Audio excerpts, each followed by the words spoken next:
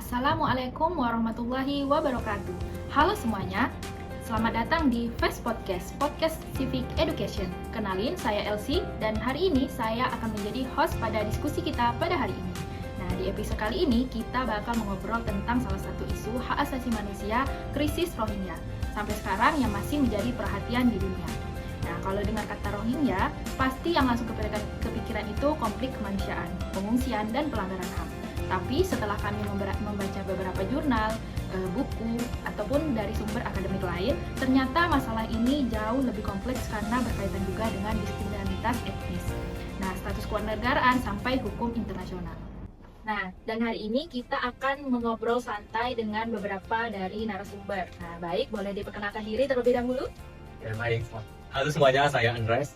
Halo, saya Christina. Halo, saya Media. Halo, saya Melissa.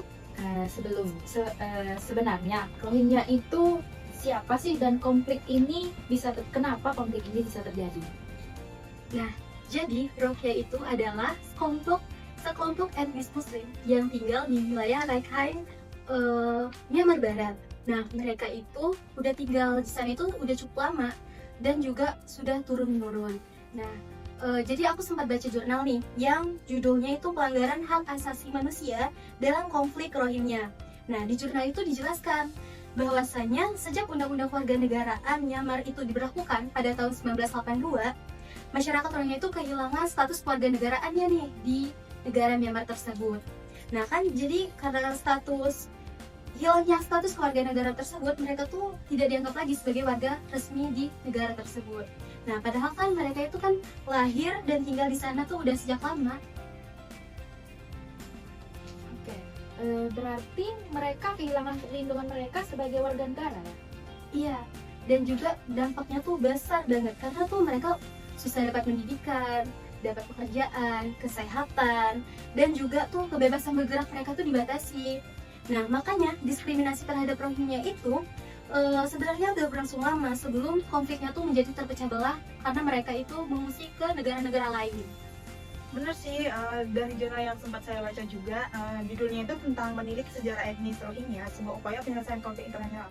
Nah, di jurnal ini dijelaskan kalau konflik Rohingya ini nggak muncul secara tiba-tiba gitu, tapi memang udah ada sejarah dari lama dan sejarahnya itu udah panjang, penuh dengan ketegangan etnis dan agama yang ada di Myanmar. Dan situasinya ini juga makin memburuk nih, Mbak, di tahun 2017 waktu militer Myanmar ini melakukan operasi yang besar-besaran di wilayah Rohingya tersebut. Oh, berarti ini ya yang akhirnya banyak menyebabkan masyarakat atau etnis Rohingya ini mengungsi ke negara lain seperti di negara Indonesia ataupun di negara India, khususnya di Bangladesh. Nah iya, itu benar, karena banyak desa yang dibakar dan bahkan masyarakat sipil itu menjadi korban nih dalam aksi tersebut ini. Karena juga situasinya yang udah semakin memburuk, udah nggak amat lagi buat masyarakat, jadi ratusan bahkan ribuan dari warga Rohingya ini akhirnya melarikan diri nih ke negara-negara yang sedekat itu atau seperti ke negara Bangladesh sih lebih tepatnya. Dan kalau kita lihat dari dokumentasinya di media sosial itu kan, pengungsinya itu memang sedih banget, miris banget kalau dilihat karena banyak dari mereka itu yang pergi mengungsi lewat laut dengan kondisi yang sangat-sangat terbatas gitu ya. Terus juga bahkan dalam perjalanan pengungsian itu mereka ada yang meninggal karena mereka kan menggunakan kapal ya. Mereka menggunakan kapal yang tentunya penuh dan minim bantuan gitu. Nah, jadi memang konflik ini bukan hanya soal cuman politik, tapi juga jadi krisis kemanusiaan. Nah, kalau dilihat dari perspektif hukum internasional, menurut kalian nih, kasus Rohingya ini bagaimana? Nah, kalau kita lihat dari akadnya hukum internasionalnya itu, kasus Rohingya ini sering dikaitkan dengan pelanggaran hak asasi manusia ya. Dan hak asasi manusia ini mungkin udah ke yang lebih berat gitu, bahkan sampai dugaan genosida.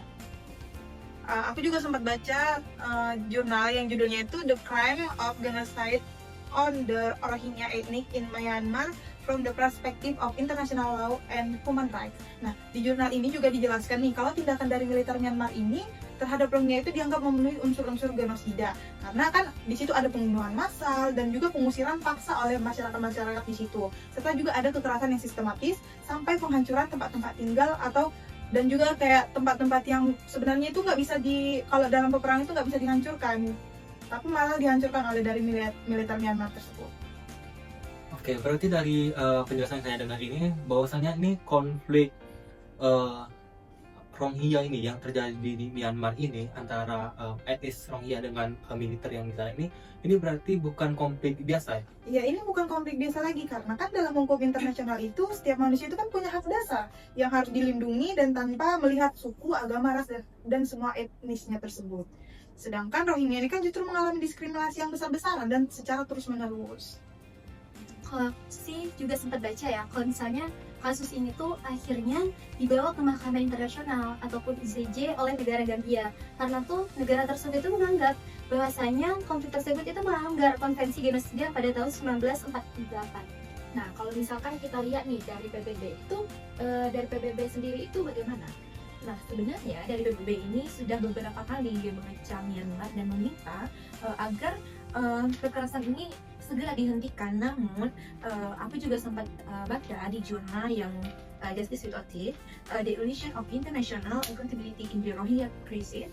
Dia di dalam jurnal itu menjelaskan kalau hukum internasional ini sebenarnya punya mekanisme untuk menangani kasus seperti ini. Tapi penerapannya itu sering terhambat karena adanya politik-politik dari negara-negara besar. Jadi walaupun ada kecaman internasional, proses penyelesaiannya tetap berjalan lambat dan juga sangat-sangat rumit gitu.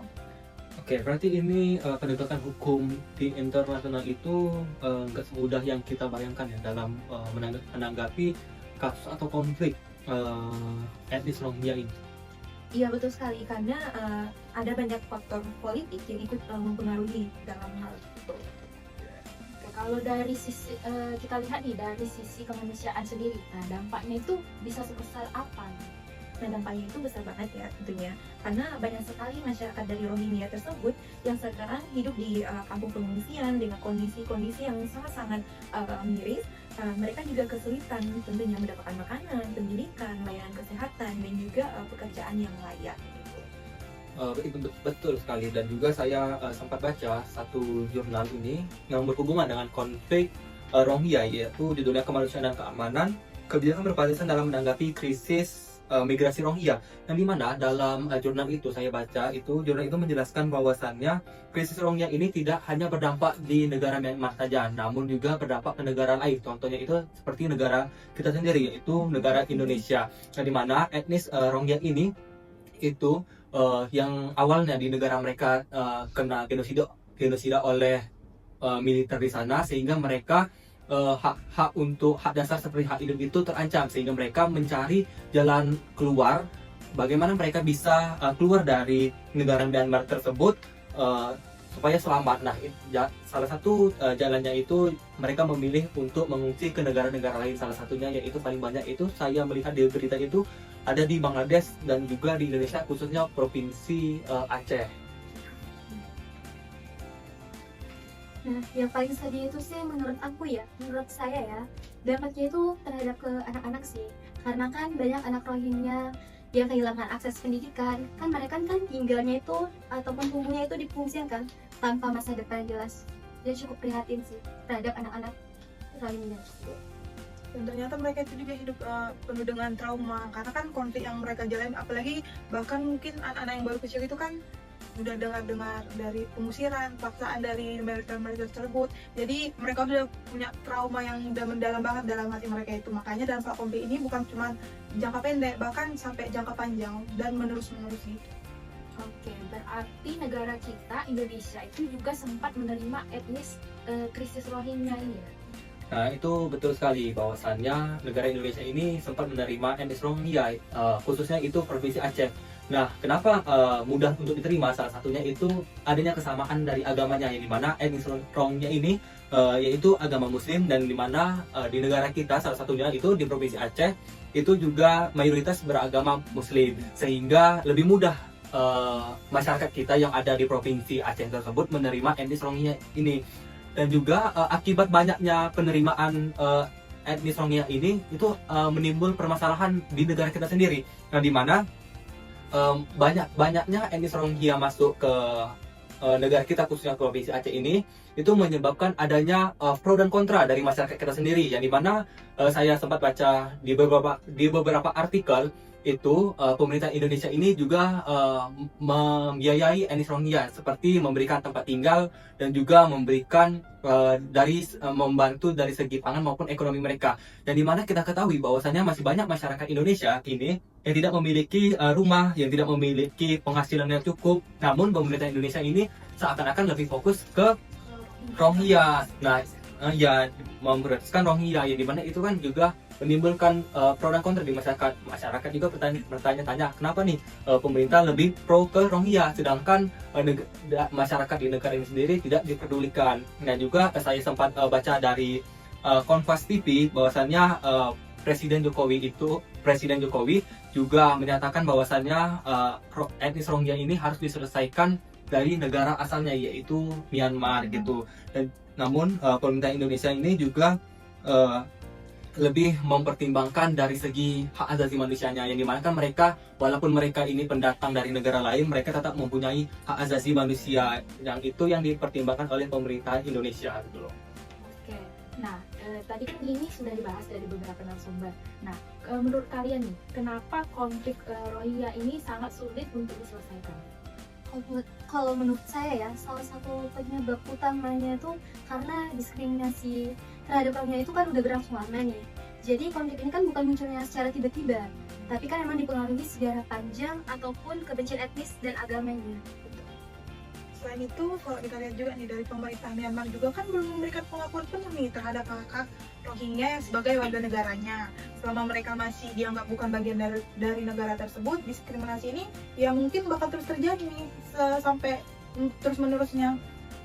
Nah itu juga saya juga setuju ya yang disampaikan oleh rekan saya tadi, dari negaranya saja itu tidak bisa memenuhi hak-haknya. Dan juga kalau dari saya, yaitu respon dunia internasional ini juga kurang efektif, yang dimana respon dunia internasional ini memandang bahwasannya etnis Rohingya ini memandang rendah gitu loh. Jadi walaupun sudah didiskriminasi di negaranya, didiskriminasi lagi di negara-negara lain, karena negara lain ini kan juga tidak terima nih kedatangan Rohingya yang begitu banyak. Dan juga banyak negara-negara ini juga mengecam mereka. Namun tindakan yang benar-benar nyata untuk memberhentikan konflik ini sepertinya dari dunia internasional ini belum ya, belum ada gitu loh sih menurut saya. Nah, jadi dari isu konflik ini tadi, kalau menurut kalian gitu, solusi apa yang paling mungkin untuk bisa dilakukan? Kalau solusi menurut saya pribadi sih ya, yang paling penting itu memang harus dari pengakuan kewarganegaraan Rohingya itu dulu. Baru karena kalau udah ada pengakuan dari mereka, jadi punya status hukum yang jelas. Karena kalau mereka nggak punya status hukum yang jelas, diskriminasi ini bakal terus terjadi nih. Jadi yang perlu itu sebenarnya pengakuan dari kewarganegaraan mereka itu sih sebenarnya. Nah, selain itu juga tekanan internasional sih dari PBB kan, itu bisa tuh menekan supaya Myanmar tersebut benar-benar melakukan perubahan terhadap hak asasi manusia yang bisa didapatkan oleh etnis Rohingya tadi. Ya betul, selain PBB juga itu ada ASEAN juga ya menurut saya, karena ini konflik ini juga terjadi di lingkungan ASEAN. Jadi menurut saya itu ASEAN ini harus juga ikut peran penting untuk menangani konflik dari Rohingya ini, krisis HAM ini.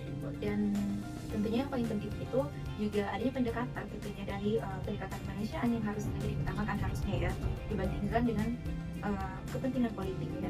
Nah karena ya mau bagaimanapun tentunya yang bakal menderita adalah masyarakat sipil biasa.